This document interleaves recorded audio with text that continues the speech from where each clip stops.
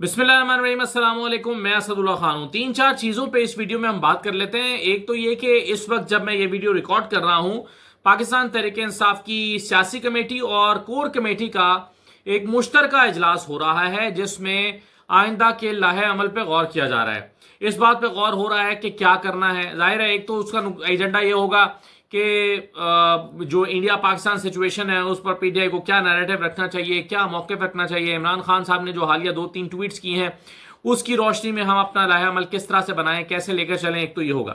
لیکن یقیناً دوسرا نقطہ یہ ہے کہ مسلسل ملاقاتیں نہیں ہو پا رہی۔ اڈیالہ جیل میں عمران خان صاحب سے جمعرات کو ملاقات نہیں ہوتی، منگل کو ملاقات نہیں ہوتی، وکلاء کی ملاقات نہیں ہوتی۔ اور وکلاء کی ملاقات اس لیے ضروری ہے کہ وکلاء ملاقات کریں گے تو عمران خان کے کیسز آگے بڑھیں گے۔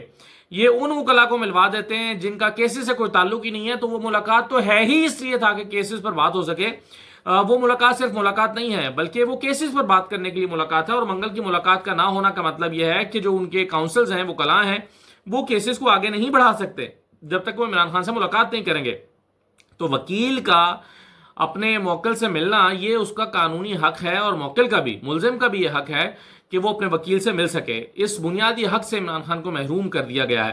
اس پر اس میٹنگ میں بات ہو رہی ہے، اور ساتھ میں ایک بڑا امپورٹنٹ ایجنڈا عمران خان کی رہائی ہے کہ اس کے لیے کیا کیا جائے۔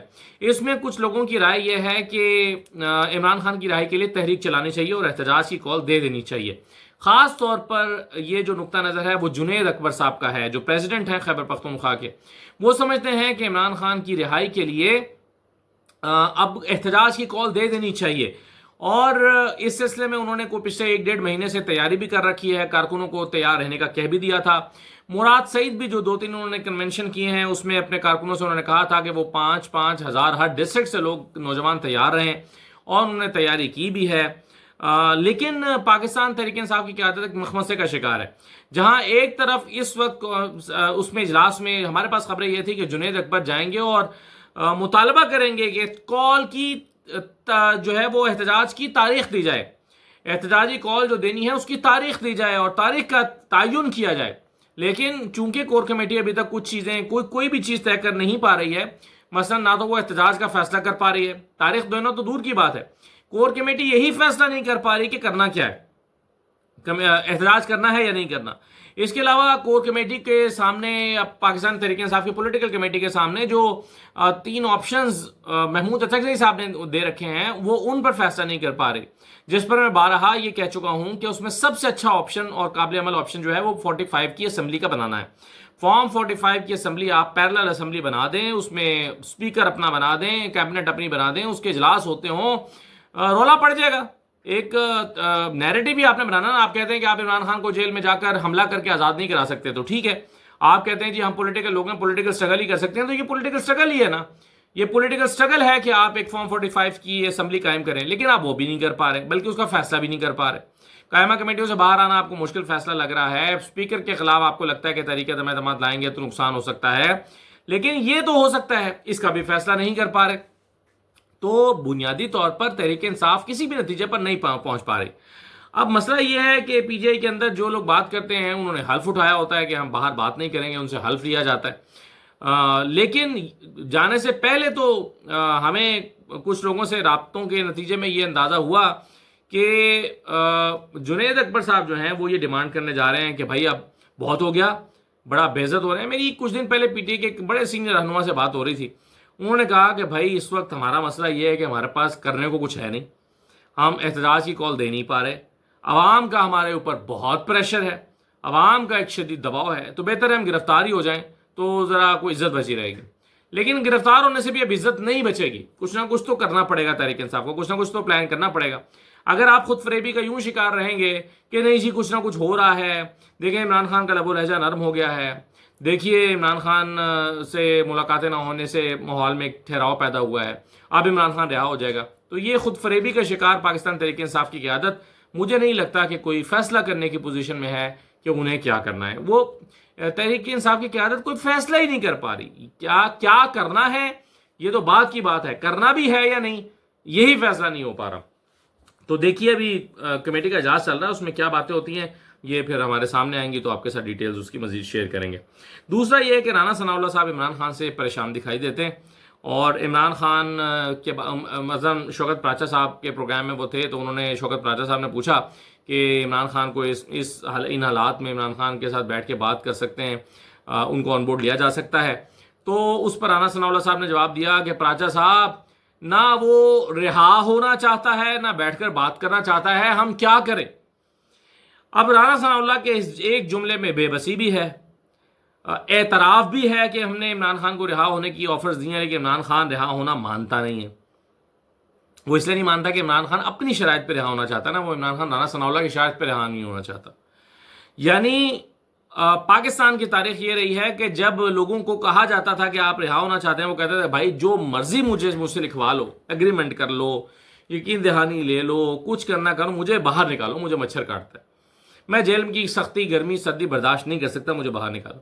رانا ثناء اللہ اعتراف کر رہے ہیں کہ عمران خان باہر آنے کو تیار نہیں ہے۔ ظاہر ہے وہ عمران خان باہر آنے کو تیار تو ہے، لیکن ان شرائط پر آنے کو تیار نہیں ہے جو ان کو پیش کی جاتی ہیں کہ خاموش رہو، دوبارہ الیکشن نہ مانگو، 8 فروری 2024 کے انتخابات کو تسلیم کر لو، اس حکومت کو کا مینڈیٹ مانو، اسمبلیوں میں سیاست کرو، چپ کر کے رہو، اور پھر اگلا الیکشن جب ہوگا تو پھر دیکھی جائے گی۔ یہ عمران خان کو کہا جاتا ہے جو عمران خان ماننے کو تیار نہیں ہے۔ تو رانا ثناء اللہ نے یہ اعتراف تو کر لیا کہ بھائی وہ ہمارے ساتھ بات بھی کرنا نہیں چاہتا اور وہ رہا بھی ہونا نہیں چاہتا۔ انہی الفاظ میں رانا ثناء اللہ صاحب نے کہا ہے کہ کیا کریں، نہ وہ رہا ہونے کو تیار ہے، نہ باہر بیٹھ کے بات کرنے کو تیار ہے۔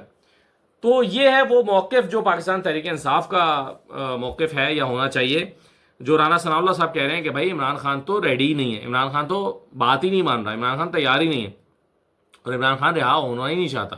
یعنی عمران خان اس کا مطلب ہے کہ کیا ڈیلا میں ایڈجسٹ کر گیا ہے؟ عمران خان کا رہا ہونا پاکستان تحریک انصاف کی ضرورت ہے، عمران خان کی اپنی ضرورت ہے، ان کی فیملی کی ضرورت ہے، پاکستان کی ضرورت ہے، پی ٹی آئی کے کارکنوں کی ضرورت ہے، یہ سب کچھ ہے۔ لیکن کن شرائط پہ عمران خان ڈیل کر کے باہر آئے گا تو شاید لوگ بھی ایکسیپٹ نہیں کریں گے۔ عمران خان کو لگتا ہے کہ ان کی سیاست ختم ہو جائے گی، اور واقعی ختم ہو جائے گی۔ تو اس لیے عمران خان کہتے ہیں کہ مشکل وقت انہوں نے کاٹ لیا ہے، تو کیوں وہ ڈیل کر کے باہر آئے؟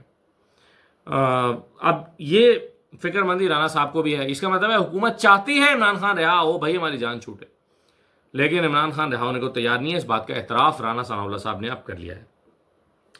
کل ایک بڑی انٹرسٹنگ بات کی جسٹس جمال خان بندوخیل صاحب نے، اور آج کے اخبارات میں بھی پھر وہ کوٹ ہوئی، جس میں انہوں نے کہا کہ انصاف کرنا اللہ کا کام ہے، ہم تو دستاویز کے مطابق فیصلہ کرتے ہیں۔ چلیے، جس سینس میں جسٹس جمال خان بندوخیل کہہ رہے ہیں اگر اس کو بھی مان لیا جائے تو بھی کوئی حرج نہیں تھا۔ یعنی وہ کہتے ہیں کہ بھائی میرے سامنے ڈاکومنٹ ہے، اور اس ڈاکومنٹ میں جو سامنے آ رہا ہے میں نے تو اس کے مطابق فیصلہ کرنا ہے۔ اللہ بہتر جانتا ہے کہ وہ فیصلہ صحیح ہے یا غلط ہے، انصاف ہوا یا نہیں ہوا۔ ایک بندے کو اگر قاتل کو رہائی دے دی تو جج کی اگر گٹ فیلنگ کہہ بھی رہی ہے کہ یہ بندہ قاتل ہے، لیکن اس کے پاس اگر ثبوت نہیں ہے تو رہا کرنا پڑے گا۔ یہی مطلب ہے نا جسٹس جمال خان بندوخیل کا، کہ بھائی اگر میرے پاس ڈاکومنٹ نہیں ہے تو میں قاتل کو سزائے موت نہیں سنا سکتا، عمر قید نہیں سنا سکتا، جب تک میرے پاس شواہد نہیں ہے۔ باوجود اس کے کہ وہی قاتل ہوگا، مجھے پتا بھی ہوگا کہ یہ قاتل ہے، لیکن میرے پاس ڈاکومنٹ نہیں ہوگا تو میں سزا نہیں دے سکتا۔ یہ کہنے کی کوشش کی جمال خان بندوخیل۔ لیکن اگر اتنا بھی ہو تو یہ غنیمت ہے، لیکن افسوس کی بات یہ ہے کہ یہ اتنا بھی نہیں ہے۔ ڈاکومنٹ سامنے پا کر بھی ججز انصاف نہیں کر رہے، ڈاکومنٹس کے مطابق بھی انصاف نہیں کر پا رہے۔ آپ یہ دیکھیں نا، بلے کا نشان چھینا، ڈاکومنٹ پیش کیے تھے نا لطیف کھوسا نے کہ بھائی یہ دیکھو لیول پلینگ فیلڈ نہیں مل رہی، یہ دیکھو یہ ویڈیو ہے، یہ ویڈیو ایویڈنس ہے کہ ہمارے لوگوں سے کاغذات چھین کے بھاگ رہے ہیں، نامعلوم افراد آتے ہیں، نقاب پوش آتے ہیں، بیلٹ پیپر چھین کے بھاگ جاتے ہیں، یہ دیکھو ویڈیو ایویڈنس ہے۔ تو کر دیتے ہیں ویڈیو ایویڈنس کے مطابق فیصلہ، کرتی نا عدالت فیصلہ، اس ویڈیو ایویڈنس کے مطابق فیصلہ کرتی، وہ کہتی کہ نہیں جناب یہ انتخابات صحیح نہیں ہو رہے، بلاتی الیکشن کمیشن کو، لیکن ڈاکومنٹ کے مطابق فیصلہ نہیں کیا۔ 2024 سے پہلے انتخابات 2023 میں ہونے تھے، آئین کا ڈاکومنٹ سامنے پڑا تھا جو کہہ رہا تھا کہ 2 اسمبلیاں ٹوٹ گئی ہیں، 90 دن کے اندر انتخابات ہونے چاہیے۔ ہوئے انتخابات، فیصلہ دیا عدالت نے، اور اگر دیا تو اس پر عمل درآمد ہوا، جب نہیں ہوا تو پھر بھی تو ڈاکومنٹ کچھ کہتا ہے نا کہ اگر فیصلے پر عمل درآمد نہ ہو تو کیا کرنا چاہیے۔ 12 جولائی کو فیصلہ دیا، جمال خان بندوخیل صاحب تھے نا اس میں، 12 جولائی کو فیصلہ دیا کہ مخصوص نشستیں تحریک انصاف کو دے دی جائیں؟ نہیں دی گئیں. جب نہیں دی گئیں تو ڈاکومنٹ ہے نا جو کہتا ہے کہ نہ دی جائیں تو کیا ہوگا؟ تو افسوس کی بات یہ ہے کہ ڈاکومنٹ کے مطابق بھی عدالتیں فیصلہ نہیں کر رہی. یا تو ٹھیک ہے آپ کہیں کہ انصاف میں نہیں کر سکتا، میں ڈاکومنٹ کے مطابق فیصلہ کر سکتا ہوں، تو ڈاکومنٹ کے مطابق تو فیصلہ کرے نا بھائی. یہ کہنا کہ جی ہم تو دستاویز کو دیکھ کے فیصلہ کر دیتے ہیں، باقی انصاف تو اللہ کرتا ہے، اتنا بھی کر دینا اللہ کیا قبول ہو جائے گا کہ بھائی تم نے اپنی بیسٹ دیا، تمہارے پاس ڈاکومنٹس تھے، شواہد تھے. ڈاکومنٹ سے کیا مراد ہوتا ہے؟ ایویڈنس ہوتا ہے نا. وہ ایویڈنس چاہے تحریری شکل میں ہو، تصویری شکل میں ہو، ویڈیو کی شکل میں ہو، کسی بھی شکل میں ہو، وہ ایویڈنس ہوتا ہے. وہ ایویڈنس اگر آپ کے پاس موجود نہیں ہے تو پھر تو آپ چلیے ہم کہتے ہیں کہ آپ قصوروار نہیں ہیں، لیکن ایویڈنس موجود ہے، اس کے مطابق فیصلہ کیوں نہیں کرتے؟ تو یہ جملہ کہنے سننے میں ٹھیک ہے جیسے جمال خان مندوخیل صاحب کا، لیکن حقائق سے منافی ہے. پاکستان میں انفارچونیٹلی جو کچھ ہوا ہے، میں مجموعی طور پر پوری عدلیہ کی بات کر رہا ہوں، خالی جمال خان مندوخیل کی بات نہیں کر رہا، پوری عدلیہ کے ساتھ. کیا ڈاکومنٹس دیکھ دیکھ کے فیصلہ ہوئے ہیں؟ چہرے دیکھ کے فیصلہ ہوئے ہیں؟ حالات دیکھ کے فیصلہ ہوئے ہیں؟ ٹیلی فون کال سن کے فیصلہ ہوئے ہیں؟ دفتر میں کسی نے آ کے کوئی بیک گراؤنڈ بریفنگ دے دی تو فیصلے ہوئے ہیں؟ چیمبر میں آ کر کسی نے کنونس کر لیا تو فیصلے ہوئے ہیں؟ فیصلے تو ایسے ہوئے جناب، ڈاکومنٹ دیکھ کر کہاں ہوئے؟ تو یہ جمال خان مندوخیل صاحب کا موقف درست، شاید موقف درست ہے لیکن بات درست ہے لیکن موقف درست نہیں ہے کہ وہ دستاویز کے مطابق فیصلہ کرتے ہیں یہ نہیں عدالتیں. آخری بات یہ ہے کہ مولانا فضل الرحمان صاحب کی طبیعت کی ناسازی کے بارے میں اطلاع ملی ہے کہ ڈاکٹرز نے ان کو الٹرا ساؤنڈ، بلڈ ٹیسٹ اور یہ وہ چیزیں ریکمینڈ کی ہیں کہ آپ کو بلڈ ٹیسٹ کروانا چاہیے، الٹرا ساؤنڈ کروانا چاہیے. اور مولانا فضل الرحمان صاحب جو ہیں وہ آئے ہیں پیمز اور وہاں آ کر انہوں نے اپنے کچھ ٹیسٹ ویسٹ کروائے. سیکیورٹی کے انتظامات کیے گئے تھے، ان کو پروٹوکول دیا گیا، سب کچھ ہوا اور ٹھیک ہے. تو اس کے بعد وہ مولانا فضل الرحمان صاحب واپس سے روانہ ہو گئے. تو مولانا فضل الرحمان صاحب کی صحت کے حوالے سے ہم دعا گو ہیں کہ اللہ تعالیٰ انہیں صحت یاب کرے، اور امید کرتے ہیں کہ یہ روٹین کے ٹیسٹ ہی ہوں، جیسے کہ عام طور پہ ڈاکٹر کسی معمولی دباؤ یا درد کی صورت میں بھی کہہ دیتے ہیں کہ یہ ٹیسٹ کروا لیں تو بہتر ہے. اس عمر میں ریگولر ٹیسٹ ہونے چاہیے. تو بہرحال مولانا فضل الرحمان صاحب کی طبیعت جو ہے وہ ناساز ہے. تو میرا خیال ہے کہ پاکستان تحریک انصاف کے لوگوں کو ایک مرتبہ پھر مولانا فضل الرحمان صاحب کی طبیعت معلوم کرنے کے لیے ان کے گھر جانا چاہیے اور ان سے پوچھنا چاہیے کہ آپ کی طبیعت کیسی ہے. مولانا فضل الرحمان صاحب آپ سے اتحاد تو نہیں بنائیں گے، یہ تو طے ہے، لیکن چلیے میڈیا کے لیے صحیح، میڈیا آپٹکس سے صحیح، طبیعت کے بارے میں معلوم کرنے جانے میں کیا حرج ہے؟ اور تو کچھ پی ٹی آئی کے لیڈرشپ نے کرنا نہیں ہے تو چلیے یہی کر لیں. 2-4 کیمرے آ جائیں گے تو ایک دن آپ کا اچھا گزر جائے گا. اجازت دیجیے، اللہ حافظ.